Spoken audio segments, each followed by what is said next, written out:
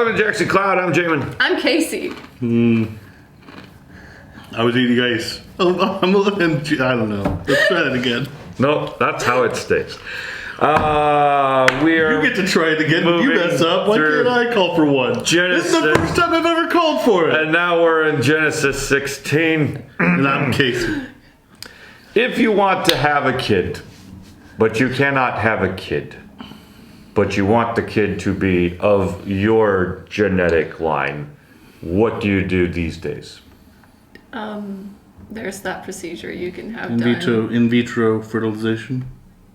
Probably that's what it's called. I don't know what it's called. I just know that they take some of your stuff and some of your partner's stuff and they mix it in a little bowl and then they put it in someone else. I was following until the bowl part. Is that true? No. I mean like a petri dish, but like... Is that true? That's true, yes. Oh, all right. Well, yeah, okay, so that would be what you do. Yeah, so that's one way. I know people who have had kids in that direction before because they couldn't figure it out. You're stopping for that? Really? They figured it out. It just wasn't working. Needless to say, let's say we don't have modern technology. What are some of the ways you could go about doing that? You sleep with someone else who doesn't have problems. Right. It wouldn't be your genetic line. Well, it'd be half your genetic line, right? Go with a sibling. What? Sleep with a sibling. What? I mean, it's closer to being your genetic line. What? Listen, that happens so much in the Bible, you're really gonna be like... Well, I'm just trying to follow the logic. Is that what? Okay. All right. Well, all because right. like if you wanted to continue the genetic line, like you or your partner would sleep with their partner's sibling to have a close genetic match, if not. Okay. Maybe these aren't the questions I wanted to ask, or I just Maybe didn't. they're not. Maybe I didn't want the answers. Okay. Well, so let's go back to this in a bowl thing. All right. That's what you open this to a...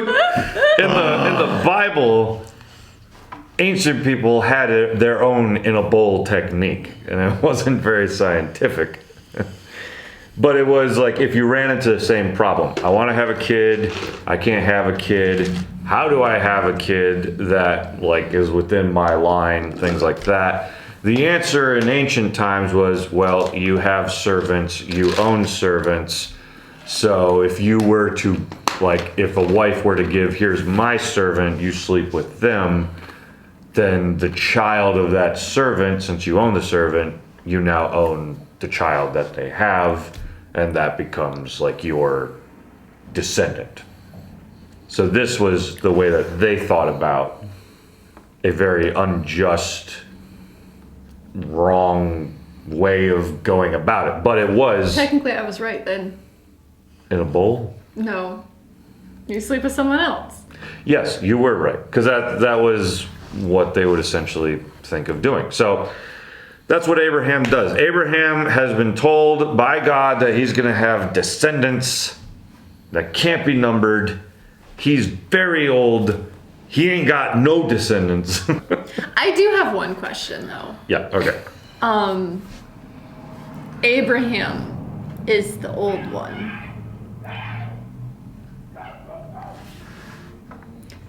Abraham is the old one. So how does him sleeping with someone else fix the issue? So here's what we know. He's going to get Hagar pregnant. So he is able to procreate. So yes, I know there's kind of this sexist feel in the Bible of why is it always got to be the woman's fault? Like man could be the one who's messed up too. But in this particular story, we do know that Abraham is able to create children still because he is successful when he tries sleeping with Sarah's servant. So in this particular case, Sarah's got a servant named Hagar, and we create this whole soap opera where whenever you bring in a third party, it's always going to go wrong, right? They think like, no, it's just sex, as people often will say today.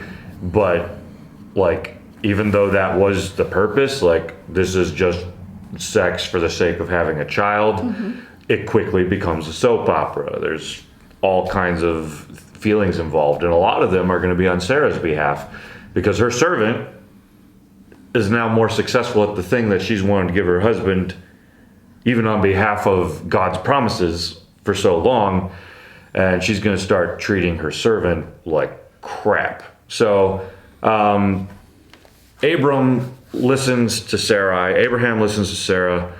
and takes her up on well, actually, let's make sure that we get it all straight. Sarai, Abram's wife, had borne him no children. She had a female Egyptian servant whose name was Hagar. And Sarai said to Abram, "Behold now, the Lord has prevented me from bearing children. Go into my servant. It may be that I shall obtain children by her." So in other words, let's shortcut God. Or maybe God just didn't lay out the fine details and this is the way we were supposed to go about it. Or let's just do this our own way. Like, I'm tired of waiting. Let's just, whatever. We know that this is a custom that's already in our world today. Whatever. We're going to go our route. So they're shortcutting God. They're changing the plan. They're not listening. It says, Abram listened to the voice of Sarai. So after Abram had lived 10 years in the land of Canaan, Sarai, Abram's wife, took Hagar the Egyptian, her servant, and gave her to Abram, her husband, as a wife. And he went in to Hagar, and she conceived. And when she saw that she had conceived, she looked with contempt on her mistress. So now soap opera begins. Hagar is, like, guess what I can do that you can't, to her master. And then Sarai is getting upset about that. And Sarai goes to Abram, "May the wrong done to me be on you." Like this was Sarah's idea, and now she's taking it out on her husband. "I gave my servant to your embrace, and when she saw that she had conceived, she looked on me with contempt. May the Lord judge between you and me." As though like God's gonna like judge something that was never in his plan now. But it was her idea in the first place. Right. But Abram said to Sarai, "Behold, your servant is in your power. Do to her as you please." And Sarai dealt harshly with her, and she fled from her. So now soap opera flips around. It's like, look, like this is your servant. You do your thing. And so now she's treating her slave horribly. And Hagar, Sarai, I mixed it together. Hagar runs away. Like it's that bad. She has to run away. Where's she going to go? How's it going to work? It's not looking good for her. But like she's got to get away. That's how bad it's gotten.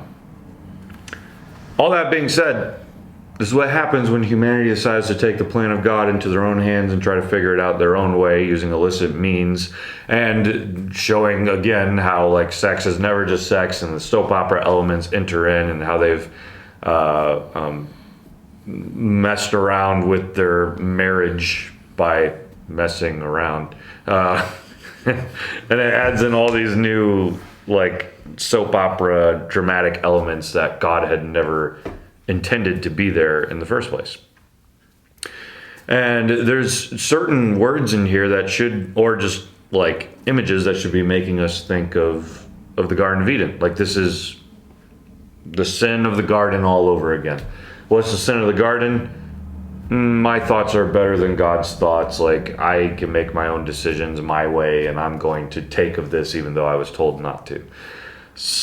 Eve is the one who does it and then gives it to Adam. What is it in this case? Sarah's the one who comes up with Hagar and gives her to Abraham. And then we just have like the story of Eden all over again. And this is the story of all of our lives. Like we all know it. We've all tried to like go after our own knowledge instead of God's, and tried to do it our way. And that's part of what's going on here. So Hagar runs away, and she's now kind of like out of the sight of Abraham and Sarah, but she's never out of sight of God. It's actually a very beautiful passage. I love this passage. The angel of the Lord finds her by a spring of water in the wilderness, which I think is just a beautiful picture. First off, the angel of the Lord, we've talked about this. My theological interpretation is the angel of the Lord is Jesus. It's God in a physical form people can see in the Old Testament. So Jesus shows up to Hagar, and yes, they're in the wilderness, it's like untamed, it's not pleasant, but she's right there by a spring of water. And there at this like little source of life and replenishment, Jesus shows up and he says, Hagar, servant of Sarai, where have you come from? Where are you going?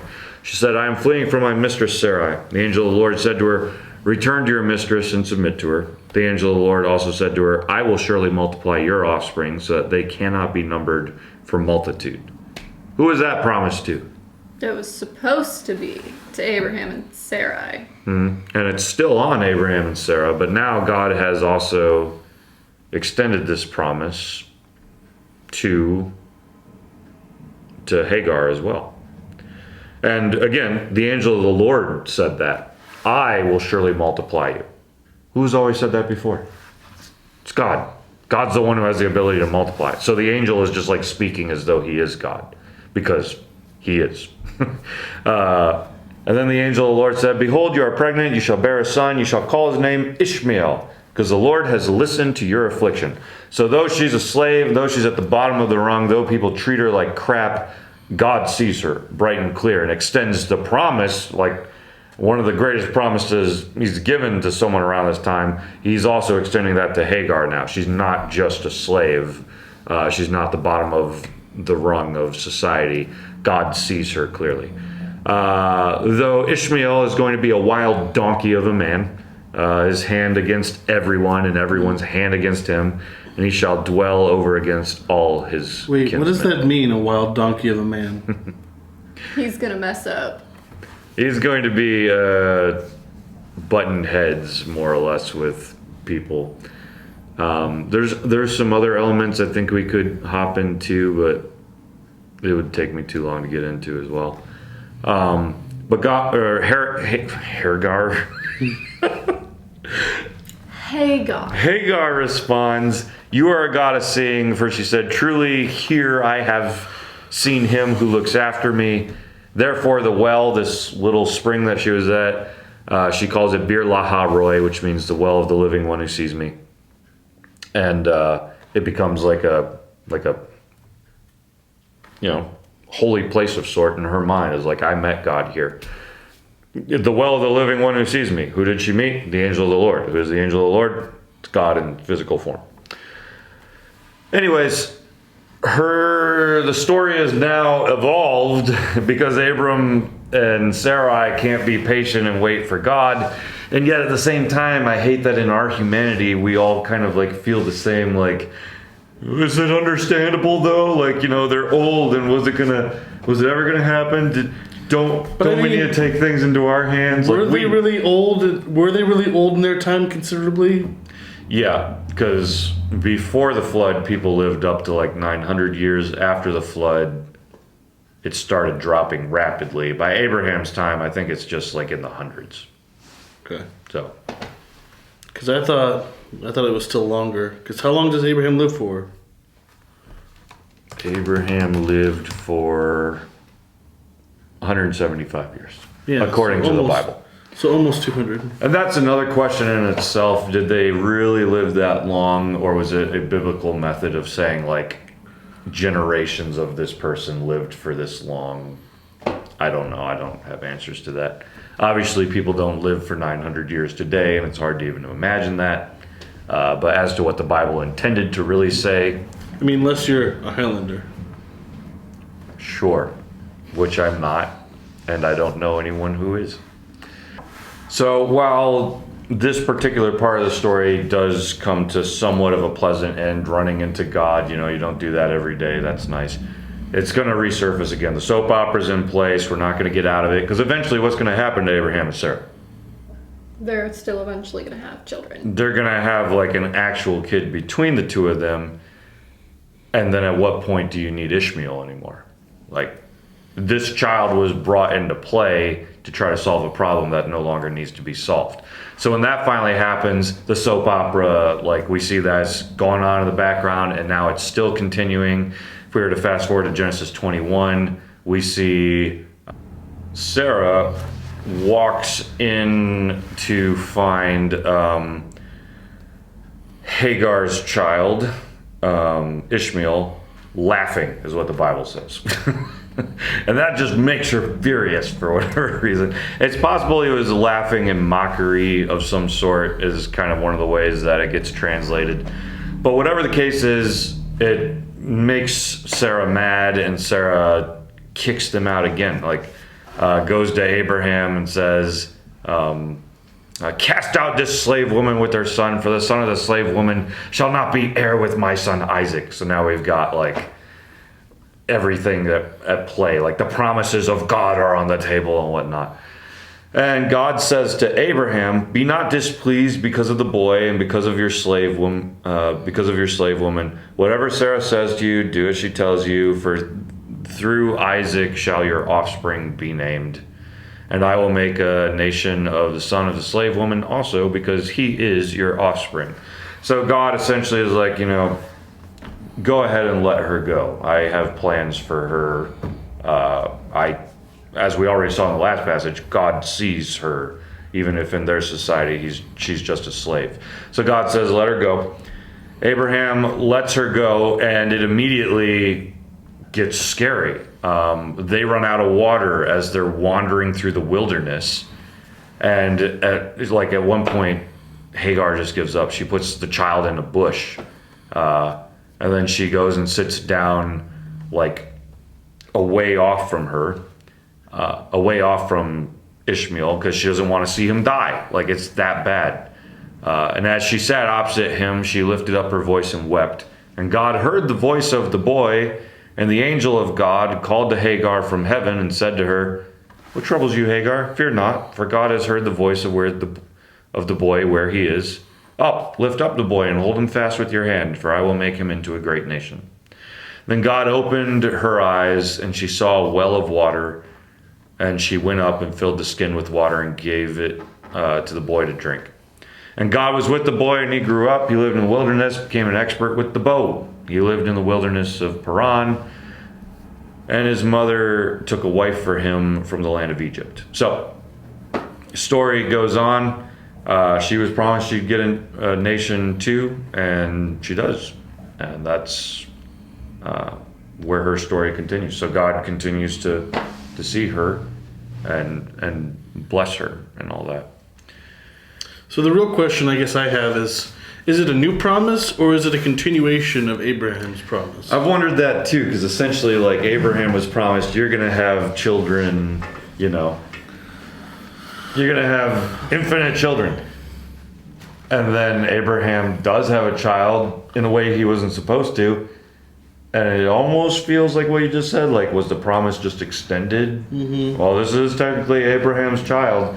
Is God like, okay, that wasn't the plan, but okay. Right. Or is God just like, all right, well, I'm going to honor it in this way too? Or is it just a completely separate promise? I don't know. What do you think? I think it could be either. I want to root for Hagar here because she's kind of the underdog. We all want to root for Hagar.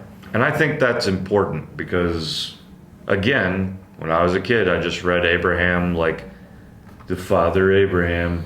Had many sons. Yeah, he must have been a holy guy who couldn't mess up. It's clear from this they messed up, right? Like, that's the way the story was pictured again, is it's Adam and Eve all over again in a new form. The Bible wants you to see that. While Abraham is going to continue to be faithful to God and keep searching him out and have these moments of renewal and sometimes get it right, we also see that he gives in to temptation plenty of times and gives in to his fear, gives in to his anxiety, and makes bad decisions all over the place. And the Bible wants you to know this one was a bad decision. God's got his eye on the people that Abraham does not. And interestingly enough, Hagar was what? Blessed by God, too. Blessed, and she was Egyptian. Again, it's the people that we're thinking are like the the oppressors, and where are we?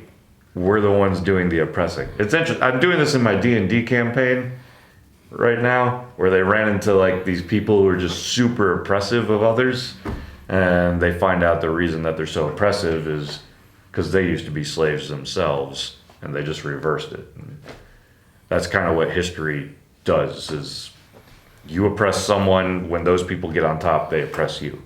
Same thing with the stories that we have going on in our world right now. Like, we can either fight with Jesus in the ways that he calls us to blessing as peacemakers and whatnot, or we can embrace the violence and we end up just flipping things over, not actually undoing them, where the people who are oppressed right now could become the new oppressors if they're not walking with Jesus to try to fix the scenarios they're in. And that's a story as old as Bible times itself right here. Am I closing us out? You never close us out, Jamin. You should. Okay. So, like the bell, click the subscribe, watch the Discord, and we will catch you all there. Do the thing. Check it out above. Below. Below is the comments. This is why I don't do this!